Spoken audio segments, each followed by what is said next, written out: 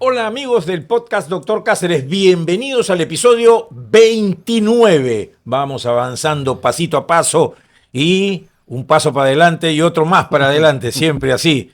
Bienvenido Sergio, ¿cómo estás? Hola, ¿Qué tal? Gusto de saludarte a este nuestro nuevo episodio. Por supuesto que sí, aquí para comentar los últimos hechos de esta semana y recordar siempre la historia que nos tiene que alentar a seguir y ser un mejor país y mejores ciudadanos. Sí, mira, de hace poco, una historiadora que vamos a revisar su nombre dentro de poco, acaba de escribir un libro sobre Ramón Castilla. ¿Ah, sí? Acaba de escribir un libro sobre Ramón Castilla. Un poco la mirada interior de Ramón Castilla. Qué bacán. ¿No? Y coincide con lo que yo comentaba de que Ramón Castilla quizás ha sido nuestro único estadista, ¿no? Quizás hemos tenido buenos presidentes, ¿no? Yo creo que más malos que buenos, infortunadamente, pero Ramón Castilla, que estuvimos conversando el episodio anterior acerca de su nacimiento, que él nace el 31 de agosto de 1797, y tuvo una vida pues plena desde muy pequeño, militar y después estadista. Hizo tantas cosas que deslumbra y destacan. Él descolla sobre el resto de los presidentes, incluso sobre los últimos presidentes que hemos tenido nosotros, para no serla tan hacia atrás, desde el año, digamos, 50, de los últimos 50 años del siglo pasado. Correcto. Y de los 25 que vamos viviendo de este siglo, ¿no? O sea, estamos hablando desde 1950 al 2000 y del 2000 al 2025 que estamos hablando, 75 años de presidentes, ¿no? No. En ese lapso, para hacerla corta nada más, hemos tenido presidentes entre constitucionales e inconstitucionales.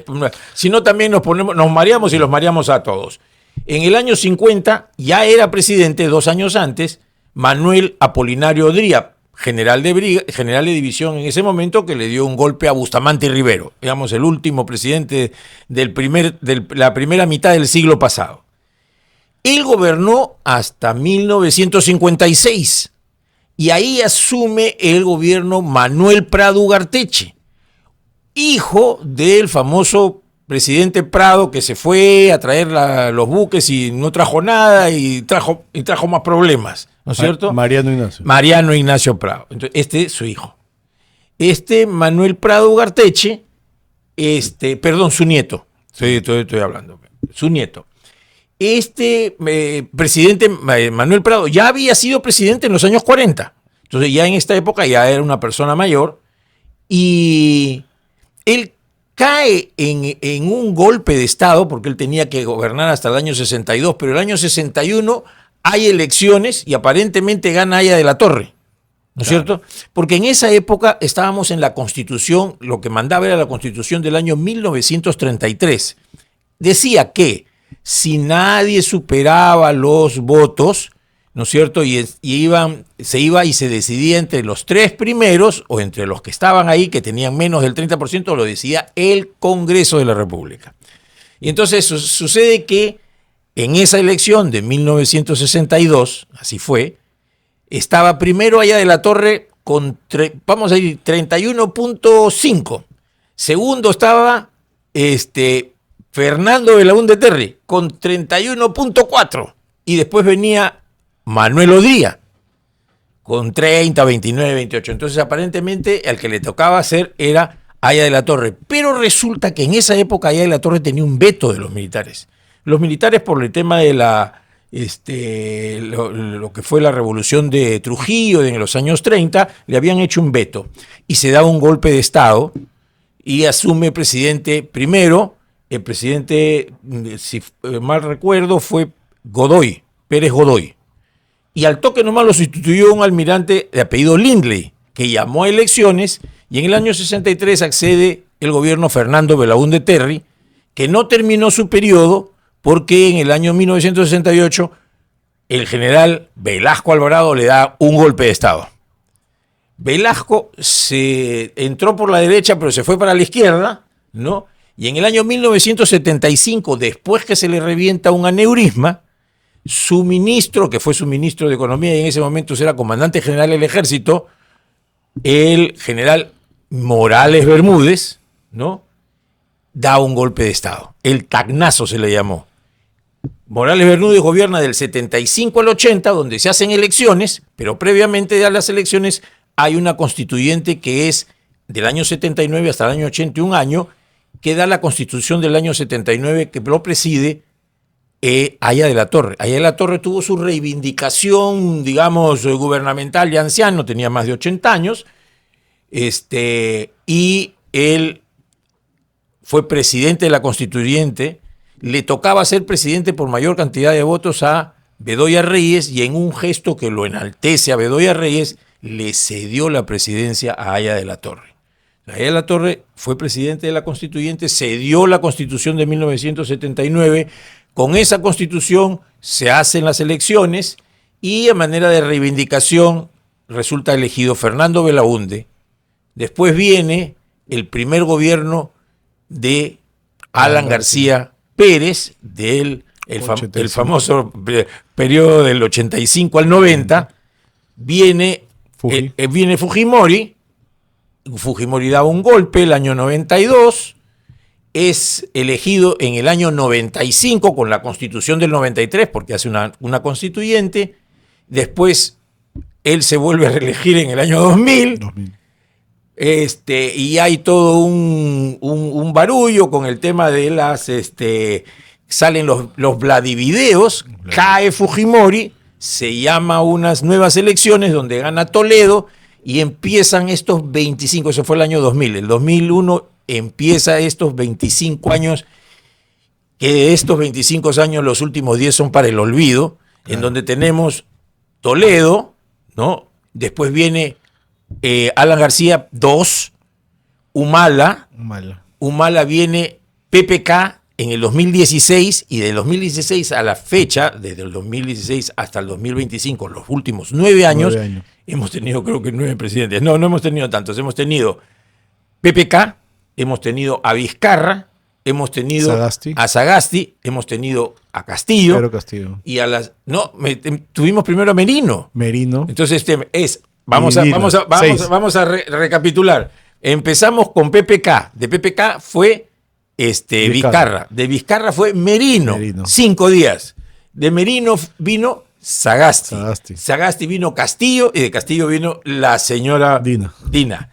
Entonces, alguno de ellos tiene, digamos, la preponderancia de todos los que vinieron. Podemos hacer algunos screenings de la obra tan poderosa que hizo, que puso al Perú en un estado de, digamos, a un nivel de estado comparativo quizás con estados europeos en ese momento.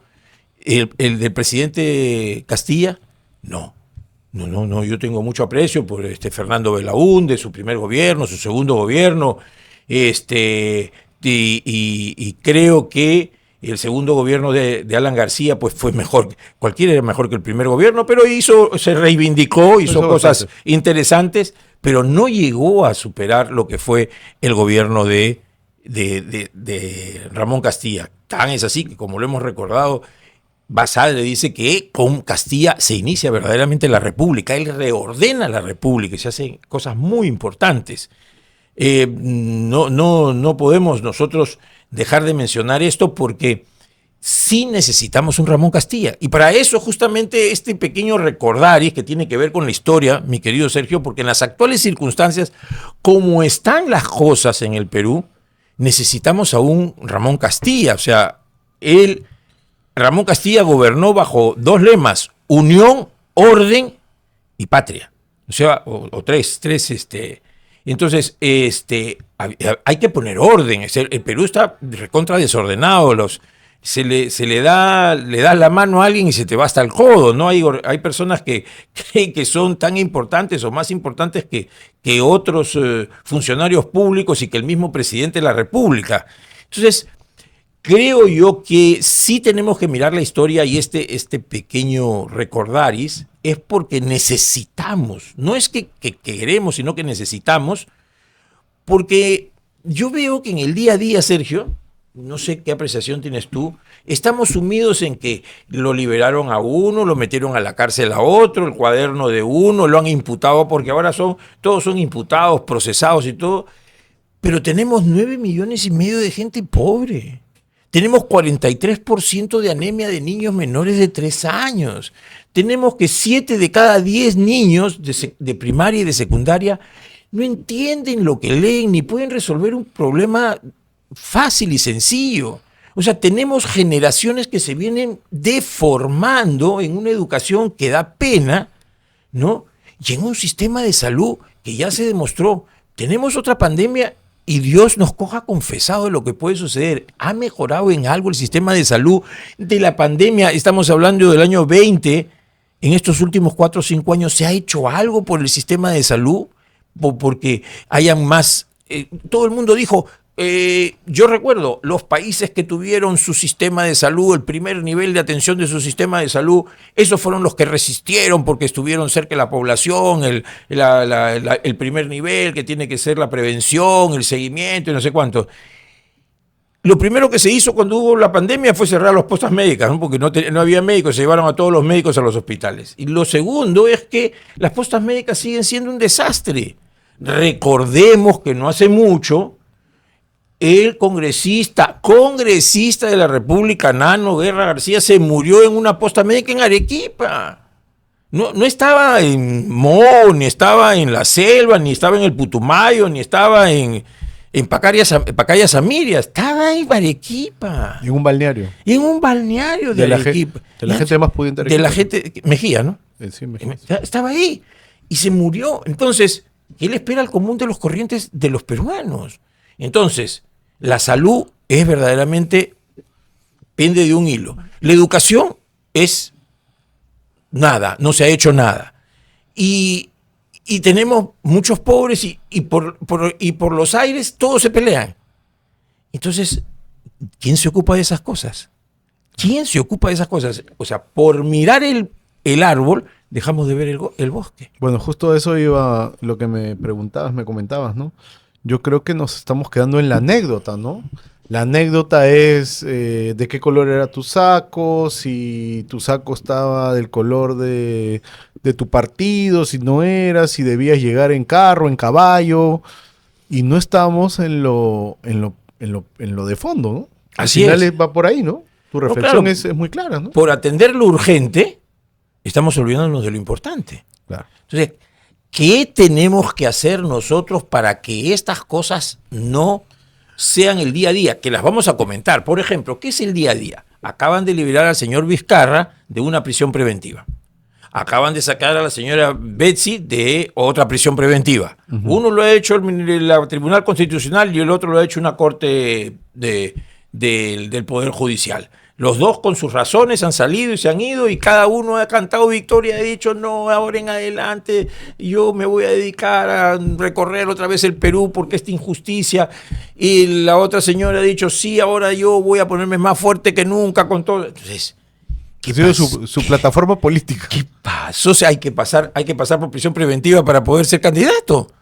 O sea, de aquí es una de las cosas que se han deformado. Este manoseo de la justicia, el manoseo de que todo el mundo se sospecha de todo el mundo. Estamos en la cultura de la sospecha. Yo sospecho que tú eres sospechoso. Claro. ¿No? Entonces, claro, bajo esa consideración, todos somos culpables. O sea, porque si yo sospecho que tú hoy día no has dormido, pero no he estado contigo durmiendo ni en el sueño, ni te he visto en una cámara, pero te veo ojeroso y por eso pienso que no has dormido, y esa es una causa para que te lleve al psiquiatra, estamos muertos. ¿No? O sea, sí, claro. no, eso no puede ser, ¿no? O sea, hemos perdido el norte. Además, yo recuerdo, por ejemplo, el gobierno de Alan, por ejemplo, o el gobierno de Fujimori, ¿no? Fujimori, yo recuerdo que salía en televisión y ¿de qué hablaba? Hablaba de la recuperación del país. Él hablaba mucho con las imágenes, ¿no? No era un gran orador y salía en helicópteros, iba con sus botas. Era su forma de comunicar, ¿no? En una época totalmente distinta a la de ahora, ¿no?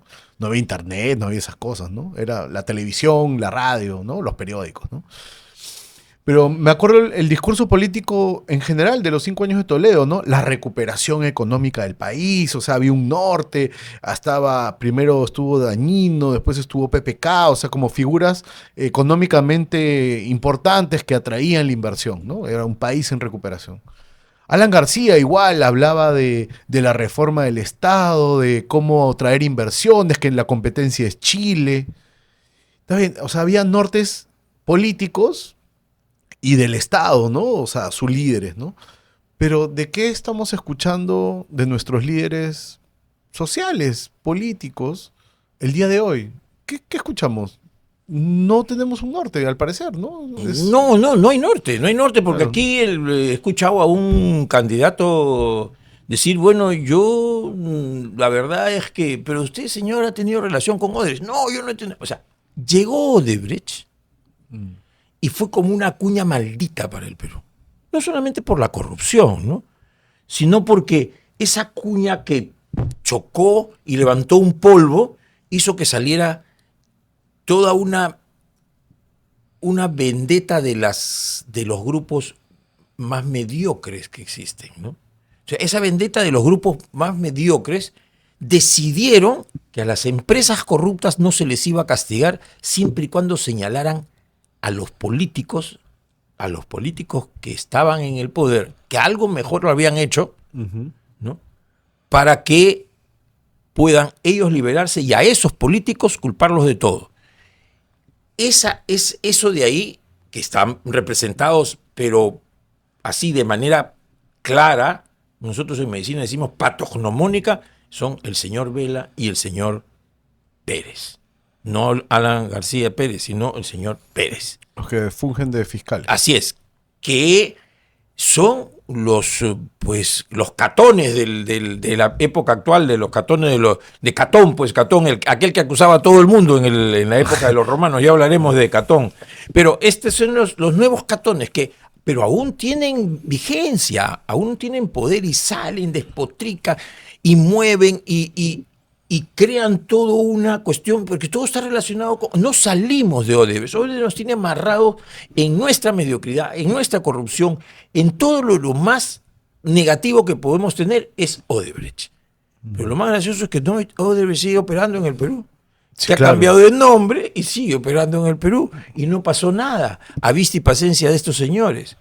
Entonces, ¿cómo podemos nosotros desprendernos de eso para podernos ocupar de eso?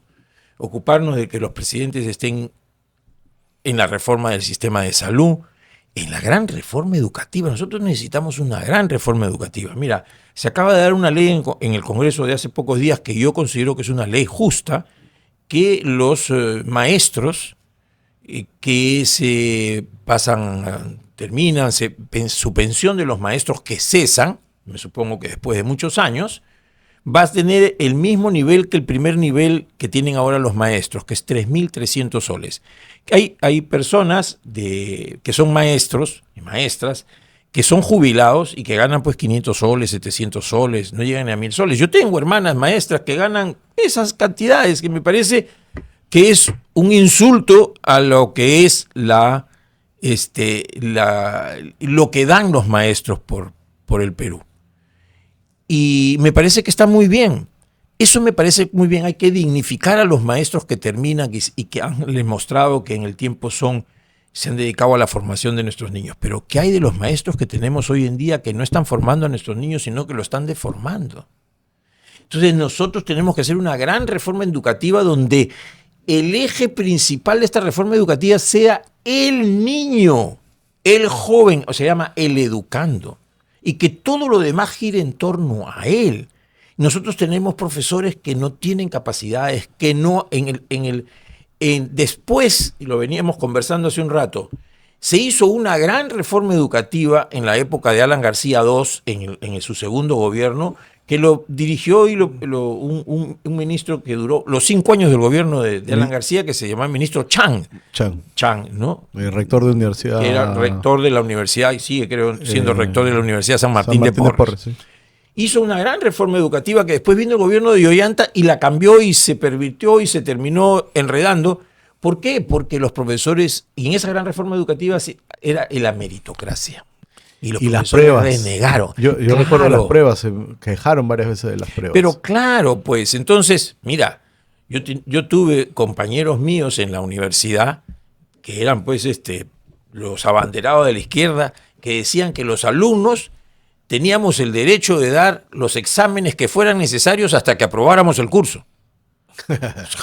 Esa era la idea. O sea, la idea no es el mérito. Bueno, hace poco la rectora de San Marcos salió hablando también de que, yo no recuerdo cuál fue su comentario, pero hablaba de estos alumnos eternos. Claro, que se de la reenganchan. universidad, Que se reenganchan de facultad en facultad para durar 30 años en la universidad, para, no sé, para comer más barato en el comedor, yo no sé qué. Pero qué también piensa son cada- los eternos dirigentes estudiantiles. Bueno, claro, son, sí. son los que dirigen y soliviantan todo este tema de que siempre hay que protestar, siempre hay que... O sea, no hay que proponer. Cuando los estudiantes universitarios siempre tienen que proponer, no solamente protestar. Claro. Claro que hay que protestar cuando se tiene que protestar, pero más hay que proponer que protestar. Claro. ¿No? Entonces, esto de aquí, el sistema educativo está en una crisis absoluta.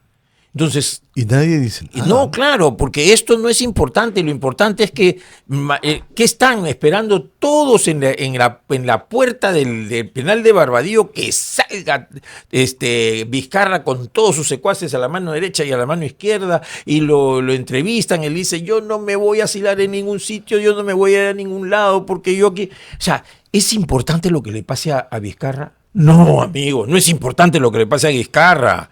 No. No es importante. O sea, hemos perdido el norte porque se gastan horas y horas y días hablando sobre lo mismo. ¿Es importante lo que le pase a la señora Betsy Chávez? No es importante lo que le pase a la señora Betsy Chávez. Estoy hablando que no es importante para la nación, sería importante para su familia, para sus conocidos, pero para la nación, Vizcarra y Betsy Chávez no tienen ninguna importancia. Es el chisme, porque vivimos de los rumores. Y ahora vamos a hablar de un poco de la canción criolla, y hay una canción criolla que dice callejas polvorientas, ¿no? De esquinas rumorosas, que es Lima, ¿no? Porque Lima es la ciudad de los rumores, nos encanta saber de los demás. La gente mira, porque lo otro es un poco la naturaleza humana, pero para eso nos tenemos que educar el morbo.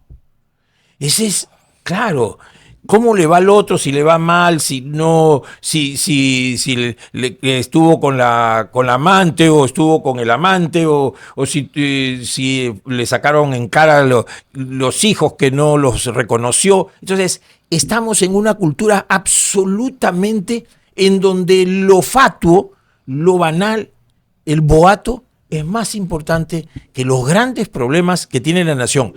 Cada una de esas cosas tiene su estatus. Las páginas amarillas tienen su sitio, y no estoy hablando de las páginas amarillas que había antes, sino del amarillismo, que era lo que se llamaba eso, de que sacaban las cosas sin importancia.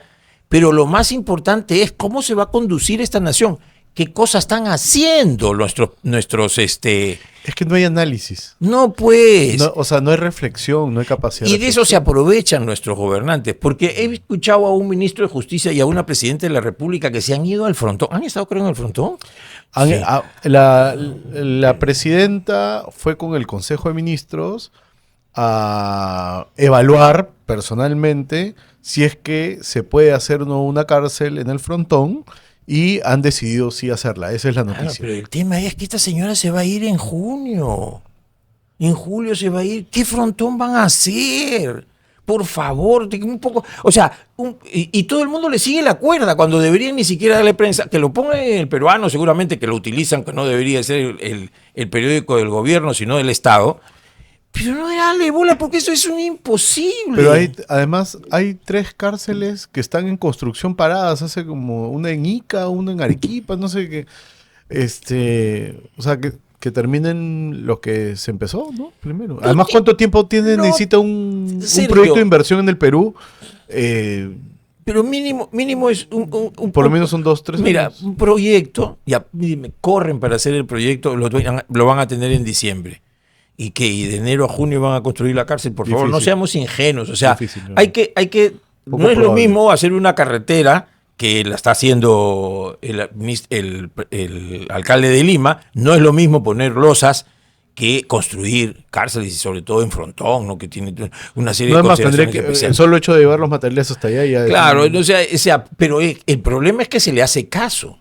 Claro. O sea, ¿por qué este gobierno está también tratando de salir de los problemas que no soluciona?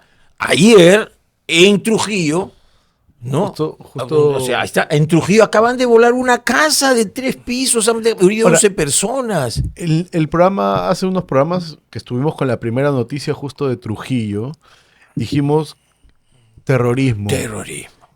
Ya han pasado, no ha pasado ni un mes de eso, a lo mucho un mes del primer atentado, este segundo atentado con bomba en Trujillo, entre lucha de bandas. O sea, al final esto es un tema, la policía al menos ha dicho, ¿no? Que esto es un tema de una facción que se está peleando con la otra, con dinamita que ha conseguido de patadas. Es un poco lo que estaba escuchando la explicación del coronel o general ahí encargado de la seguridad en Trujillo.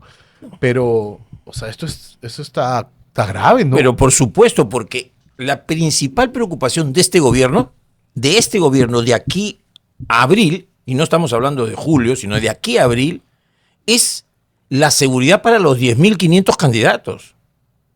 Y para los no sé cuántos, 39 candidatos a presidentes y vicepresidentes. O sea, ¿cómo va a ser esa seguridad y qué nos garantiza de que no vayan a haber atentados contra la vida de alguno de los candidatos? Dios quiera que no. Pero si en este clima de inseguridad, eso debería ser la prioridad, que este gobierno garantice sí o sí que van a haber unas elecciones seguras, porque la limpieza de las elecciones la garantiza el Jurado Nacional de Elecciones, pero la seguridad de las elecciones para que todo el mundo vaya a votar, para que los locales sean seguros, lo garantiza el gobierno del Estado, no solamente disponiendo las Fuerzas Armadas y policiales, sino dando la seguridad de que no va a haber estas bandas organizadas. Eso que te has dicho mira, no me he puesto a reflexionar, es muy cierto. Hemos vivido en otros países con una violencia exacerbada, incluso en los 80, yo no recuerdo, tú de repente, en la época del terrorismo, que había política, seguramente algunos candidatos, bueno, mataban alcaldes, ¿no? Sí, muchos alcaldes, sí, no sé si autoridades en la menores. época de elecciones supongo que también el terrorismo hacía su trabajo, ¿no? Pero últimamente, ¿qué hemos visto? Por ejemplo, es la matanza del colombiano de Claro, el joven sí, Uribe. Uribe, y algunos hasta medio magnicidios. Por ejemplo, recuerdo mucho el del colombiano que falleció en la época del narcoterrorismo con Pablo Escobar, Claro. el de bigotitos, ¿cómo se llama? Galindo, algo con Sí, Galindo sí, creo que era. Sí. En México asesinaron en a uno México también. Galán Entonces, creo que era. Galán era el colombiano. Galán era el colombiano. Sí, y Galindo creo que era el mexicano. El mexicano no me acuerdo. Pero en otros países donde ha habido mucha violencia, ya ha habido esto. En el Perú, no recuerdo uno tan sonado, pero por el espectro de violencia que estamos, no me extrañaría, ojalá no suceda, no es un deseo, pero yo creo que tu reflexión es muy importante, porque creo que podría pasar, porque imagínate un candidato que diga, yo voy a combatir la delincuencia, y realmente los delincuentes van a ir en contra de él, siendo candidato antes de que tenga seguridad, o la mínima seguridad, ¿no? Pero claro, eso es lo mínimo que se debe hacer. Entonces, Claro. hay toda una preocupación, en realidad, para asegurar esto, para que no se extorsione, para que estas bandas criminales no tengan sus propios candidatos. Bueno, esa es otra cosa. Ese es otro tema, pero es que hay que evitar, para eso está la inteligencia, evitar que estas bandas criminales organizadas o estos grupos mafiosos que están en la minería ilegal, que tienen que ver con todo lo que es el tráfico de personas, tráfico de terrenos, tengan sus candidatos, no solamente los financien, sino que eliminen a su competencia. Claro. Entonces, eso es una gran preocupación que tenemos que tener y hay que instar a este gobierno que vaya por ese camino. O sea, que se olvide las cosas que no puede hacer, lo que no ha hecho en 2 años o 3 años que tiene de gobierno, 23, 24, 2 años y medio, Claro, no lo va a hacer en medio año. No, es imposible. O sea, que se dedique a hacer lo que le queda para que podamos tener un próximo gobierno que represente verdaderamente el sentir de la población peruana. Que hayan elecciones seguras, que vayan mucha gente a votar, porque no vaya a ser que en el último tramo, ojo, Sergio, en el último tramo comiencen los amedrentamientos para que la gente no vaya a votar. No estoy hablando de Lima ni de las grandes ciudades, estoy hablando de los sitios más alejados. Y entonces, eso de ahí tergiversaría el resultado, porque solamente van a votar los que son del candidato relacionado con las mafias o los grupos organizados y no van a votar el resto de población por temor. Claro. Como sucede en otros sitios donde la democracia es un chiste. Nosotros todavía no estamos en ese tema. Pero si sigue esto, vamos a hacer, pues, una republiqueta.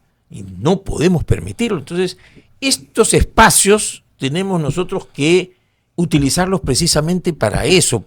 Concientización y un poco de revisar en el pasado cercano, pero también lo que sucede en otros países para que nosotros podamos no seguir ese mismo camino, sino seguir un camino que nos permita tener un gobierno medianamente decente. Claro. Eso es importante. Ahora, yendo, por ejemplo, a tratar de... Yo recuerdo en la elección de Pedro Castillo, en algún momento se hicieron parangones con Venezuela y tampoco sirvió. O sea, te digo, tampoco la gente reflexionó de lo mal que le va a Venezuela, teniendo un ejemplo de tan cercano, ¿no? Entonces, hay una falta de conciencia, no solo histórica, sino de la actualidad también de lo que pasa a nuestro alrededor, ¿no? O sea, es bien complicado. Es que hay un hartazgo de la gente con respecto a la democracia, ¿no?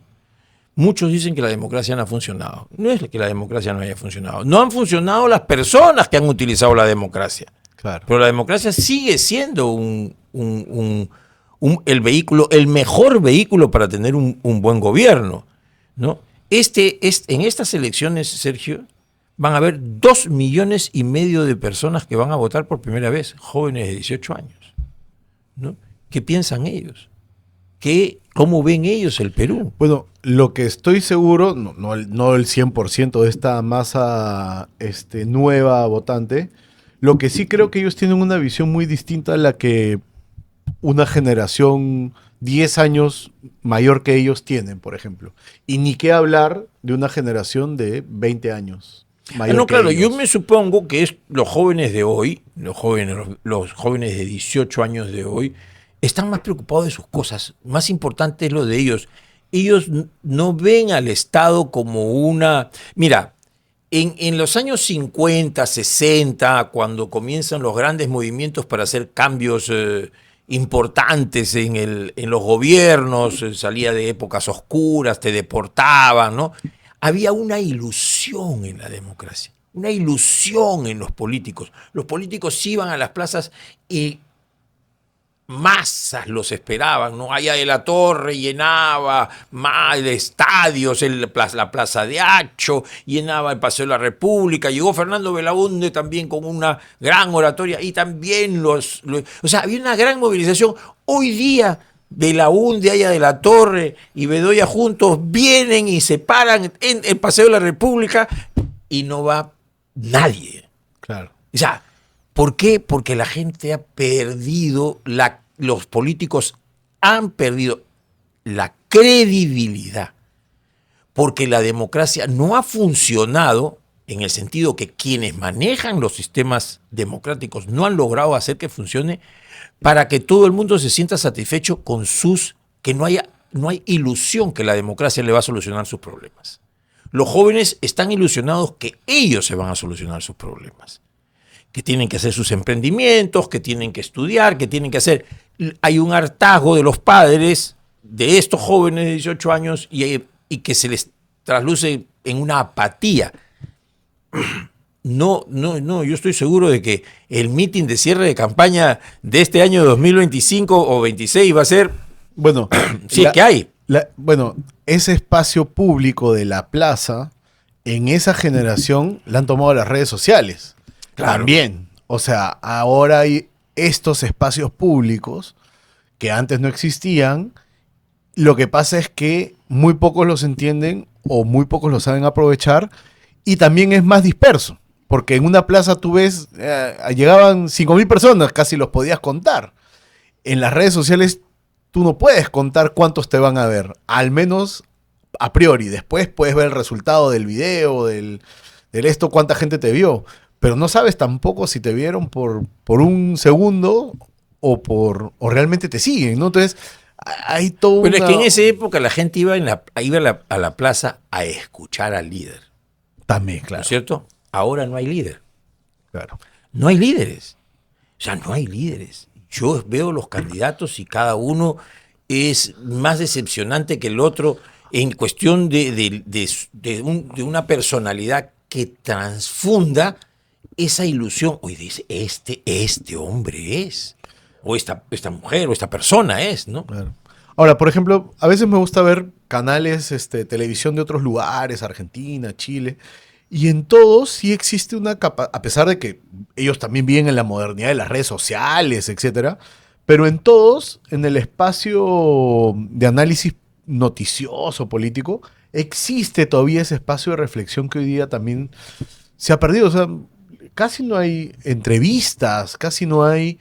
Solamente es una posición de poner hechos, ¿no? Es la anécdota, pues, ¿no? Es lo que comentamos al principio, es la anécdota. Pero tenemos que llegar a ese espacio de reflexión. Y no solo en los medios de comunicación, con mayor razón en las universidades, en los colegios profesionales. Es decir, todos esos entes intermedios de la sociedad que son súper importantes. Claro, aquí lo que se ha pulverizado es el liderazgo, ¿no? Ahora, de alguna u otra manera, estos operadores mediocres que han levantado el polvo de la corrupción de Odebrecht y han aplastado a la clase política existente, por aplastar a la clase política existente, están impidiendo que mucha gente quiera participar en política. Claro. Muchas personas están absolutamente decididas a no participar en política porque dice, oye, a todo el mundo lo terminan encausando, metiendo preso. Bueno, eso es verdad. ¿Para qué me voy a meter? Sí, claro. ¿Qué voy a ganar con eso? Entonces, tú llegas a un puesto, cual sea, para ser de servidor público, y sabes que te vas a ganar 2, 3 juicios. Pero claro, así gratis, ¿no? Sí, pero claro, ¿no? Juicios interminables, ¿no? Que empiezan ahora y terminan en 10, 15 años, si es que estás vivo. Entonces, y ya la gente lo sabe. Entonces, hay pánico a estos fiscales. Porque te lo tienen atemorizada a la gente con que te van a abrir una carpeta. Claro. Y una carpeta fiscal es sinónimo de 10 años. ¿Quién se quiere meter en un problema de ese tipo? La mayoría no se quiere meter. Entonces, han pulverizado las ilusiones de muchos que les gustaría, que tienen esa vocación de servicio, ¿no? Y los han apartado y sigue quedando la mediocridad, que no les interesa porque además no tienen otra cosa que hacer. O sea, o hacen eso o Dios sabe cómo terminarán. Entonces, hay una descomposición de esta clase política que tenemos que nos lleva a qué, cómo y qué vamos a hacer en el futuro para poder lograr empoderar liderazgos, ¿no es cierto? Para que estos liderazgos puedan, no encandilar, porque eso es engañar, sino puedan mostrar lo que el Perú puede hacer con todo lo que tiene, de una forma más o menos armónica, ¿no? El Perú con sus grandes potencialidades, el Perú desde el punto de vista humano, desde el punto de vista de sus recursos naturales, de sus recursos energéticos, ¿no? De las capacidades que tiene, de cómo podemos hacer, cuál es el camino para que las personas se capaciten, se profesionalicen. Todo eso de ahí tiene que pasar, Sergio, por el aula. Claro. Tiene que pasar por el aula. O sea, sin una reforma profunda de la educación, donde se tenga como mira que la meritocracia dentro de lo que es el profesorado sea el norte para que nosotros podamos tener personas, lo conversábamos en el episodio anterior, críticas. O sea, nosotros tenemos que formar personas con sentido crítico, o sea, que critiquen en el buen sentido de la palabra, no el criticón, sino críticas, es decir, que no acepten la verdad impuesta y por sí sola, que investiguen, que razonen, que reflexionen, que analicen, que ponderen, que vean un lado y vean el otro y tomen sus propias decisiones las más sensatas. Pero eso necesita conocimiento previo, o sea, exactamente, estudio, metodología de estudio. Necesita, por ejemplo, introducirse. Yo una vez escuché a mucha gente que para qué se estudia matemáticas. El otro día escuchaba en nuestros amigos de los podcasts que hay algunos que dice, oye, le decía uno al otro, ¿y tú, para qué sirve el álgebra? Bueno, yo el binomio, el polinomio, nunca lo he utilizado en mi vida, ¿para qué se utiliza? Oye, hay que sacarlo de la currícula. Oye, pero claro, yo los he escuchado, entonces, o sea, el a cuadrado más b cuadrado que es igual a c cuadrado, te ayuda a razonar, razonar, o sea, la lógica matemática es la que te ayuda el razonamiento. La parte abstracta. Exactamente. No todo es ciencia práctica. Exactamente. Pues. Entonces, te hace funcionar los mediadores químicos, la acetilcolina, la dopamina, todo eso que está en el cerebro, que si no se usa se pierde. Pero si tenemos gente que denosta de eso que te enseña la matemática, que se enseña por algo, porque te ayuda a eso, ¿no? Entonces, si eso no lo encaminamos y tenemos profesores que no lo enseñan bien encima, sí, claro. Vamos mal. Entonces, tenemos una misión y esta misión tenemos que mirarla a corto plazo, porque ¿qué van a hacer nuestros próximos gobiernos con la educación? Y nadie lo habla, pues hermano, ¿sabes por qué? Y lo vamos a decir porque yo no soy candidato a nada de ejecutivo ni nada de esas cosas. De ejecutivo, estoy hablando, de ejecutivo. Pero no lo quieren porque dice, hay 300.000 maestros o 400.000 maestros y sus familias también votan, son votos. Entonces nadie se quiere meter con los maestros.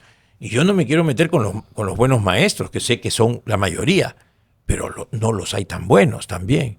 Y están enseñando a nuestros niños. Y ese es un tema. Hay que tomar el toro por las astas.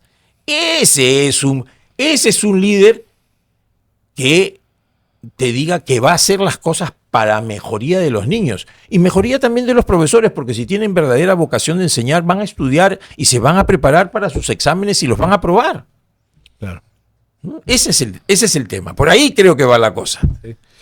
¿Y qué opinas de la reacción de la Corte Interamericana estas últimas horas con respecto a la famosa ley de amnistía de los militares aquí en el Perú?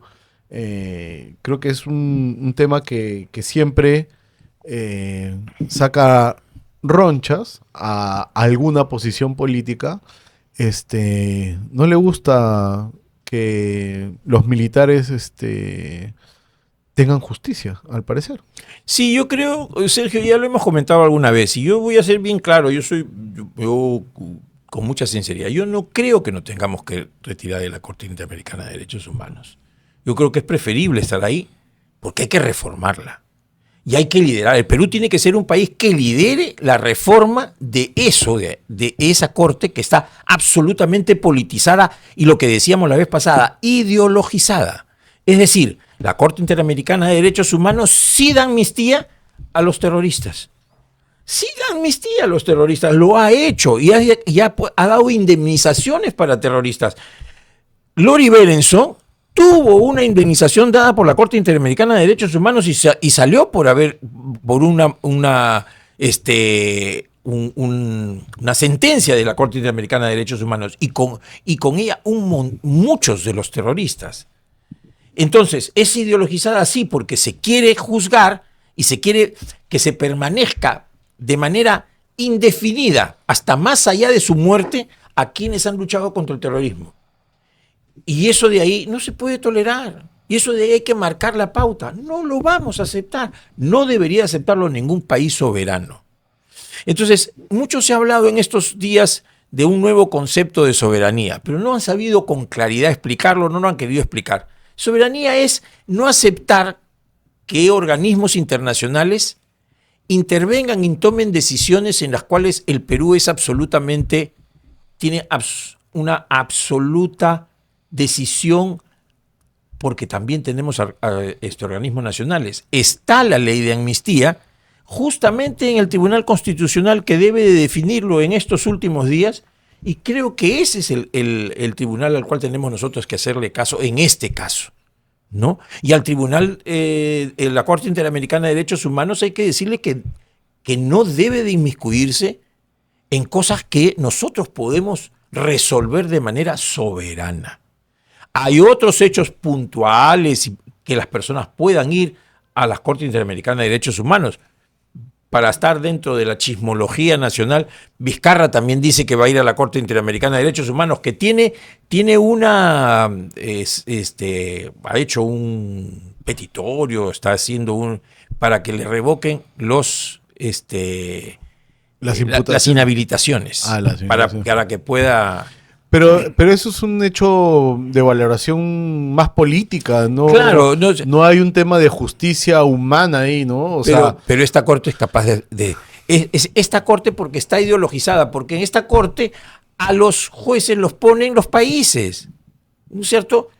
Pero yo creo que no es necesario pelearnos por la corte, por las decisiones que tenga la corte. Es decirle, así señor, ya gracias, ok, esto no lo vamos a aceptar. Esto de aquí nos parece aceptable. Las decisiones de la Corte deben de ser revisadas por el Perú de manera soberana. Aceptamos unas, no aceptamos las otras. Es decir, no tenemos por qué someternos a lo cual el Perú, como nación soberana, ha decidido no hacerlo. Claro, además hay que entender también, creo, y esto ya es un tema más legal, creo yo, no soy abogado. Entiendo que la Corte, claro, tiene exhortaciones, sentencias y opiniones, ¿no? Y habría que valorar cada una en su magnitud, ¿no? No, sí, claro, por eso yo creo que...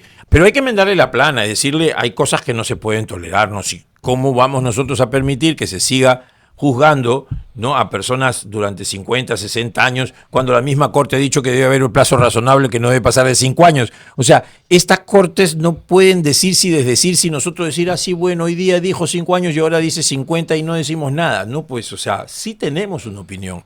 La Corte Interamericana de Derechos Humanos no es la Corte Peruana de Derechos Humanos, no es. Es una Corte que tiene jurisdicción, es cierto, pero en aquello que nosotros le permitimos que tenga jurisdicción. Claro. Hay que tener claras las cosas y con claridad tomarlas. No pelearnos. Lo aceptamos en lo que tenemos que aceptar y no aceptamos lo que no tenemos que aceptar. Creo que ahí debe de quedar. Me parece muy clara la posición. Y nos vamos a revisar algunas cosas yo creo que sí, antes que nos gane la hora. Y nos vamos a recibir a un personaje que llegó. Es interesante. Llegó un 2 de septiembre de 1823 y se fue un 4 de septiembre de 1826. Simón Bolívar. Estuvo 3 años. 3 años. Casi exactos. Más o menos clavados. Más o menos clavados. Y nos dejó cosas buenas. Sí. Y cosas muy malas. Sí. O sea, digo, no porque fuera malo en sí, sino porque vino a establecer un tipo de gobierno centralizado, dictatorial totalmente. Además, en la época, bueno, no estaba tan mal visto ser tan dictador como él. Claro. Pero nos deja la famosa constitución vitalicia. Claro. Que de vitalicia no tiene nada porque duró pocos meses, además. Sí, la de constitución de 1826, la constitución vitalicia. ¿3 meses? ¿4 meses? 3 o 4 meses. La vitalicia más corta del mundo. Sí, claro. Pero en todo caso, hacer una valoración de Bolívar, sin compararlo con San Martín, pero haciendo solo una valoración de Bolívar, creo que muchos lo ponen como un hito importante de la liberación del Perú con respecto al reino español, y yo no creo que haya sido tan cierto esa valoración. Él tuvo un desempeño político post San Martín, pero después no dejó mucho más. Mira, yo creo que Bolívar debió de irse después de la batalla de Ayacucho. ¿No? Claro. Lo que correspondía era, si hubiera sido un libertador como San Martín, ¿no? Pero él decidió quedarse porque él, a ver, hay que conocer la biografía de Bolívar. Bolívar era un revolucionario desde que estuvo en Inglaterra, se vino, se peleó con Francisco Miranda, con los libertadores venezolanos, ¿no? O sea, no fue querido en Venezuela, tan es así que murió en Santa Marta, en Colombia, ¿no? La Gran Colombia. O sea, era un hombre súper personalista, tenía una personalidad muy intensa y él creía como Luis XIV, pues el Estado soy yo. O sea, él creía que él era el hombre providencial. Son estas personas que de casi líderes... mesiánicas. Claro, mesiánicas, ¿no? El liderazgo se convierte en el mesianismo, ¿no? O sea, y eso lo llevó a tomar decisiones que fueron en el ámbito político muy malas para el Perú. Muy malas para el Perú. Y dejó una estela de muchos generales como él. Parte del gran militarismo que vino después con Santa Cruz y con todas esas personas.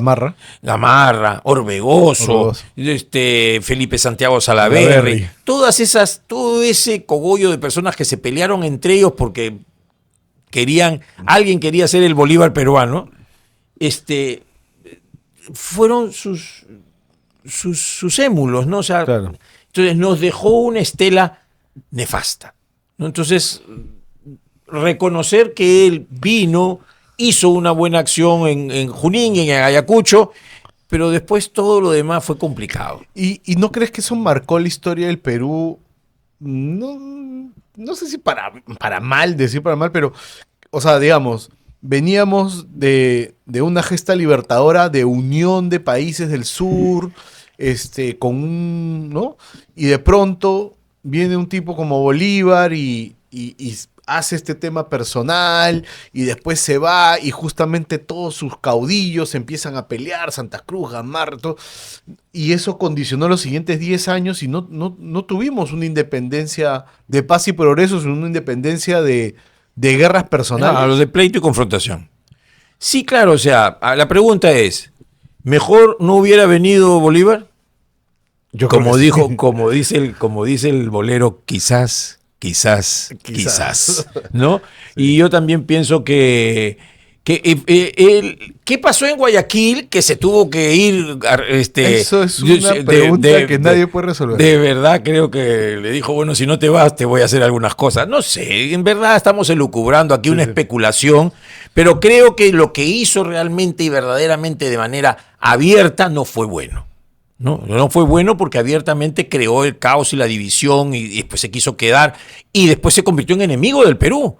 Porque él se fue y nos hizo la guerra. La guerra contra la Gran Colombia fue producto de que él, después de no poder someter al Perú, nos odió y nos envió a la guerra. O sea que no fue bueno para el Perú. Su presencia no fue buena. Fue uno de los causantes de ese primer militarismo que estuvo 30 años después de la independencia, hasta que llegó Castilla, precisamente. Claro. ¿No?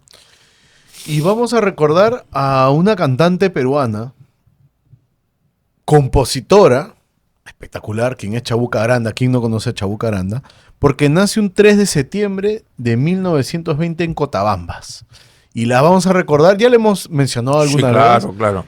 Y creo que es uno de esos personajes históricos y que tiene que ver no con la política, sino más bien con las artes que han construido el Perú y que consiguen construyendo el Perú con muchas canciones hermosas, composiciones hermosas y claro, con su bandera más grande que es la flor de la canela que describe además la Lima que muchos añoran y que muchos quisiéramos todavía caminar por esa alameda de los descalzos yéndose al Rima. Que ojo, no es la alameda de Barranco, es la alameda del centro de Lima, por si acaso.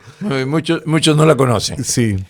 Sí, claro, Chabuca Granda es imperecedera, ¿no es cierto? Yo creo que Chabuca Granda representa dentro del Perú ese mestizaje, ¿no? Ese mestizaje tan rico que no es asimilado todavía por todos los peruanos, ¿no es cierto? Oye, hablando de mestizaje, ¿ya te censaron? No, todavía no. Hay una pregunta que dice, ¿cómo te sientes? Claro, pues, ¿no? Mestizo, blanco, negro. No voy a discutir con el chico que me censó, ¿no? Pero digo, o sea, bueno, debería decir qué eres, peruano, austriaco, pero ¿cómo me siento? Medio raro, ¿no? Perdón que te... Sí, claro. Pero es una... habló del mestizaje... Pero eso fue una pregunta más o menos parecida en el censo de 2017, perdón. ¿Ya? Y ahí yo puse, la pregunta no me acuerdo si era cómo te sientes, qué piensas que eres, no sé. Yo puse peruano, ¿no? Claro. Yo no me siento ni negro, ni cholo, ni blanco, yo me siento peruano. ¿No es cierto? Que conjuga todo ello. Ella conjuga todo eso. Interesante. ¿No es cierto? Porque no es el color de tu piel, es lo que tú sientes por dentro, es que trasciendes más allá. Es una provinciana que nos dio muchas canciones, pero La Flor de la Canela pues es casi, después del himno nacional, creo que es más conocida internacionalmente que otras canciones. Sí, ¿no? sí. Hace poco estaba buscando ahí, una vez una tontería de internet y puse La Flor de la Canela, no sé qué, Chabuca Aranda, y me salía hasta Julio Iglesias la cantaba. Claro. Juan Diego Flores también. Sí, claro, también, claro. Sí. ¿No? Entonces, sí, un homenaje siempre permanente a Chabuca. Y tengo muchos amigos argentinos que le gusta guitarrear del norte de Argentina y que se saben La Flor de la Canela. O sea, realmente es una canción que se ha internacionalizado y que mucha gente la reconoce como una bandera peruana. Sí, yo creo que es parte de la peruanidad. Sí. Es parte de la peruanidad. Interesante. Y nos vamos a recordar el desembarco de San Martín, que ocurrió un 7 de septiembre de 1820. San Martín llega a Paracas, famoso claro. Paracas. Ahí donde después vio la parihuela y según Abraham Valderomar, ¿no? Sí, claro, Abraham Valderomar vio la parihuela. Bueno, es un cuento, ¿no? Es un cuento, ¿no? El sueño de San Martín. Claro, que hay que leerlo porque... Pero sí, claro. Yo recuerdo mucho este episodio porque me tomaron un examen cuando estaba en secundaria, ¿no? Y me ponen... ¿Cuándo llegó San Martín al Perú? ¿Ya? Y yo puse el 7 de septiembre, ¿no? Y el profesor agarró y me dijo, no está mal tu pregunta porque llegó el 8. No le dije, un momentito, señor profesor, le dije, San Martín llegó el 7 y desembarcó el 8. Es correcto. Son dos cosas distintas. Y entonces el hombre revisó su libro y me dijo, ya, claro. ¿Verdad? Sí, claro. Es verdad, llegó el 7. Llegó el 7 en la noche y desembarca ya el 8. Así es. ¿No? En una... había un éxtasis en ese momento. O sea, en algún momento vamos a traer a alguien, un historiador, para que nos cuente ese... emoción, sentimiento libertador que había en el Perú en esas épocas, ¿no? Es la época de San Martín, ya habían llegado muchos adelantados de San Martín, ya se sabía que San Martín estaba en Chile con una flota que venía, entonces no era que era una cosa pues inesperada, se esperaba San Martín y hubo un gran regocijo en todo el Perú. Que claro, en esa época las noticias no volaban como ahora ya no vuelan, van a la velocidad de la luz. En esa época eran mucho más lentas, pero el Perú vivía en un regocijo de liberación, de libertad, de cambio que traía San Martín. Bueno, y la gesta libertadora duró varios años, ¿no? No fue sí, con claro, San Martín, sí. No es que llegó y dijo, están todos libres, no, ese fue todo un trabajo. Sí, con idas y vueltas y con... Sí, además desembarcó en Paracas, después se fue a Guaura, después entró a Lima, también hubo una estrategia para entrar. Se liberó Lima y después de Lima fue recuperada por los realistas, o sea, es toda la historia que va desde 1820, que llega a San Martín, hasta 1824, fines de 1824, que más casi 4 años, claro, de proceso libertador que también nos consumió un montón y se generó mucho conflicto, ¿no? Sí, claro. Familias enfrentadas, por sí, claro, por supuesto. Y nos vamos a recordar a Manuel Odría, porque en 1955, un 7 de septiembre, le otorga el voto a las mujeres en el Perú. Hito importante para la democracia que hoy vivimos, donde obviamente están las mujeres incluidas claramente, pero eso tuvo un quiebre en 1955 con Odría, ¿no? Después ejercieron su voto unos años después, pero le instituyó Odría. Así es.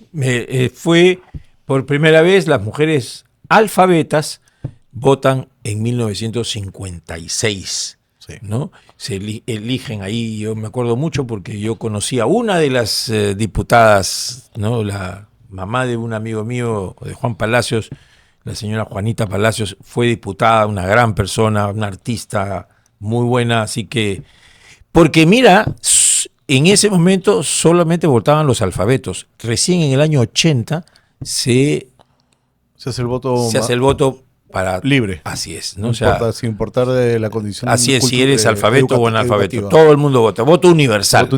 Recién en 1980. Y nos vamos a recordar algo muy interesante.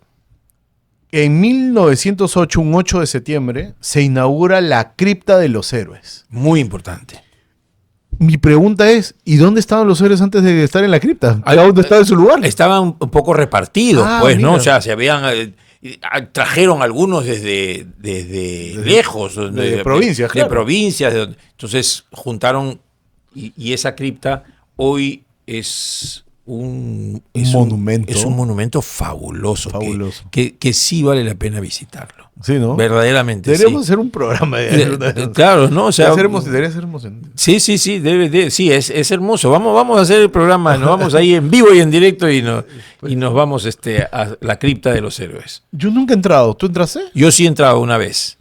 Por fuera he pasado, pero no he logrado entrar. No sé si porque estaba cerrado, no se puede pasar. Supongo que habrá horas para entrar. Me supongo. No sé. Yo he ido hace muchísimos años, ¿no? O sea, pero sí he ido y hay que hacerlo y lo filmamos y lo traemos acá para mostrar que esa cripta de los héroes es un monumento y un homenaje a todos nuestros héroes. Bueno, y te dejo la despedida porque ya nos vamos ya. Tiempo. Entonces, mis queridos amigos, estamos en septiembre. Este mes de septiembre trae cosas espectaculares.